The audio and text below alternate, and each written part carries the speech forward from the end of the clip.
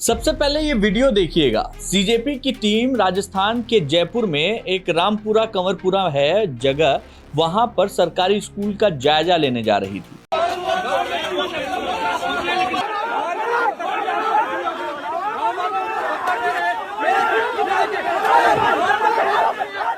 दूसरी तरफ भीड़ थी, कैमरा था, इन लोगों को रोकने की कोशिश हुई, वीडियो बनना शुरू हुआ, नारेबाजी हुई और देखते ही देखते मामला धक्का मुक्की तक आ पहुंचा। इसके बाद सीजेपी कार्यकर्ताओं को वहां से भागते हुए आप देख सकते हैं। वो जिन गाड़ियों से आए थे उन गाड़ियों में जैसे ही बैठते हैं उसके शीशे टूटने शुरू हो जाते हैं।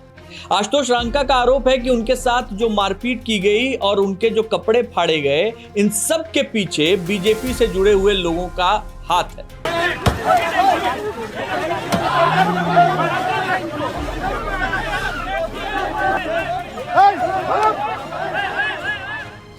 अभी पुष्टि नहीं हुई है इसमें, लेकिन सवाल कई खड़े करता है ये पूरा मामला। आखिर सरकारी स्कूल का जायजा लेने पहुंची एक टीम का ग्रामीणों ने इतना विरोध कैसे कर दिया? क्या ग्रामीणों के अंदर सिर्फ आक्रोश था या फिर यह कोई राजनीतिक विवाद भी है? और जिस स्कूल को देखने के लिए टीम ये पहुंची थी उसकी हालत क्या है? पूरी कहानी को विस्तार से अगले 3 मिनटों में समझते हैं। राजस्थान के जयपुर के रामपुरा कंवरपुरा में कॉकरोच जनता पार्टी यानी सीजेपी की टीम अपने स्कूल ठीक करो अभियान के तहत में सरकारी स्कूल है जो वहां का, उसको निरीक्षण के लिए पहुंची थी। लेकिन स्कूल का निरीक्षण पूरा होने से पहले ही मामला इतना बिगड़ गया कि सीजेपी के जो सह संयोजक आशुतोष रांका थे और उनकी टीम, उनके साथ मारपीट हो गई। वहां आखिर हुआ क्या था? किस बात को लेकर ग्रामीण नाराज थे? सीजेपी ने जो बीजेपी पर आरोप लगाए हैं वो कितने सही हैं, कितने गलत, और स्कूल में ऐसा क्या था? इन सारी चीजों के बारे में बात कर रहा हूं मैं। सबसे मुद्दे की बात, जो सरकारी स्कूल जहां पे ये लोग देखने के लिए पहुंचे थे, सीजेपी का आरोप है कि यहां बच्चों के लिए जो स्थिति है वो बहुत खराब है।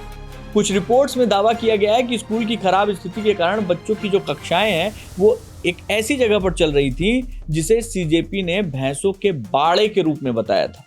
इतनी बुरी स्थिति थी। यही आरोप सीजेपी के स्कूल ठीक करो अभियान का आधार बना था। सीजेपी का कहना है कि उनका जो मकसद है वो सरकारी स्कूलों को वास्तविक स्थिति उसकी सामने लाना है। यानी सीधा सवाल उनका यह है कि अगर सरकारी स्कूल बच्चों के भविष्य की पहली सीढ़ी है तो उनकी हालत ऐसी क्यों है? लेकिन इस दावे की पूरी तस्वीर जानने के लिए स्कूल प्रशासन, शिक्षा विभाग और स्थानीय ग्रामीणों का पक्ष जानना भी बहुत जरूरी है। ग्रामीणों ने विरोध क्यों किया, एक सवाल ये भी उठता है। दरअसल स्कूल निरीक्षण को लेकर जो विरोध हुआ गांव की तरफ से, बेसिकली ग्रामीणों का और सीजेपी की टीम का जो विवाद बढ़ा, इस विवाद को सिर्फ राजनीतिक टकराव मान लेना जल्दीबाजी होगी, क्योंकि गांव वालों का अपना एक पक्ष है। क्या उन्हें लगा कि बाहर से आई टीम जो है वो इस पूरे मुद्दे को, स्कूल के मुद्दे को राजनीतिक मुद्दा बना रही है? क्या स्कूल को लेकर पहले से ही स्थानीय स्तर पर कोई विवाद चल रहा था, या फिर किसी राजनीतिक हस्तक्षेप ने माहौल को और तनावपूर्ण बना दिया? इन सवालों का जवाब स्थानीय ग्रामीणों और प्रशासन के बयान के बाद ही साफ हो पाएगा। इसलिए पूरी कहानी में ग्रामीणों की आवाज भी उतनी ही जरूरी है जितनी सीजेपी की, और यहीं से इस पूरे मामले में राजनीति की एंट्री होती है। सीजेपी ने इस घटना के लिए बीजेपी से जुड़े लोगों पर आरोप लगाया। सीजेपी नेताओं का कहना है कि उनकी टीम को स्कूल का निरीक्षण करने से रोकने के लिए एक राजनीतिक दबाव बनाया गया। दूसरी तरफ घटना को लेकर सामने आई रिपोर्ट में स्थानीय लोगों के विरोध का भी जिक्र है। यानी इस समय कहानी के 2 हिस्से हैं। सीजेपी का आरोप, हम पर हमला किया गया, और स्थानीय विरोध, टीम के स्कूल पहुंचने का विरोध किया गया। इस घटना का एक चेहरा है आशुतोष रांका। रांका सीजेपी के प्रमुख चेहरों में शामिल है और पिछले कुछ समय से शिक्षा और छात्र मुद्दों को लेकर पार्टी के अभियान को बढ़ा रहे हैं, आगे बढ़ा रहे हैं। जुलाई 2026 में भी वो सीजेपी के दिल्ली आंदोलन से जुड़े रहे, पार्टी की ओर से शिक्षा व्यवस्था और छात्रों के मुद्दे को लेकर मुखर रहे। अब रामपुरा कंवरपुरा की जो घटना है ये स्थानीय विवाद के रूप में नहीं बल्कि एक राजनीतिक असर के रूप में इसको देखा जा रहा है। अब उस गांव के बच्चों का क्या? अगर स्कूल की बिल्डिंग वाकई खराब है तो बच्चों के पढ़ाई के लिए सुरक्षित स्थान कौन देगा? अगर स्कूल की बुनियादी सुविधाएं ठीक नहीं है तो इसकी जिम्मेदारी किसकी? अगर ग्रामीणों को स्कूल की स्थिति से शिकायत है तो उनकी शिकायत कौन सुनेगा? और अगर कोई राजनीतिक संगठन स्कूल की स्थिति दिखाने आता है तो क्या उसका जवाब हिंसा होना चाहिए? इन सभी सवालों का एक जवाब हो सकता है कि स्कूल का मुद्दा राजनीति से ऊपर होना चाहिए। बच्चों की पढ़ाई किसी राजनीति लड़ाई का हिस्सा नहीं बननी चाहिए। अब इस पूरे मामले में 3 चीजें सबसे महत्वपूर्ण हो गई हैं। पहली, क्या पुलिस इस घटना की जांच करेगी? दूसरी, क्या मारपीट और गाड़ियों में तोड़फोड़ के आरोपों पर कार्रवाई होगी? और तीसरी, क्या रामपुरा कंवरपुरा के सरकारी स्कूल की वास्तविक स्थिति पर प्रशासन कोई कार्रवाई करेगा? क्योंकि अगर स्कूल वाकई बदहाल है तो सिर्फ आज की घटना पर बहस करने से समस्या खत्म नहीं होगी।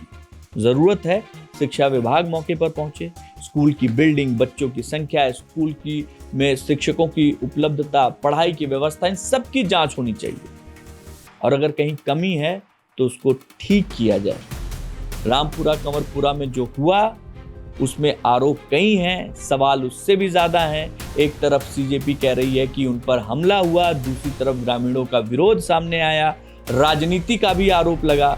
लेकिन पूरे विवाद के बीच एक चीज कहीं पीछे छूट गई, वो है गांव का सरकारी स्कूल और उसमें पढ़ने वाले बच्चे।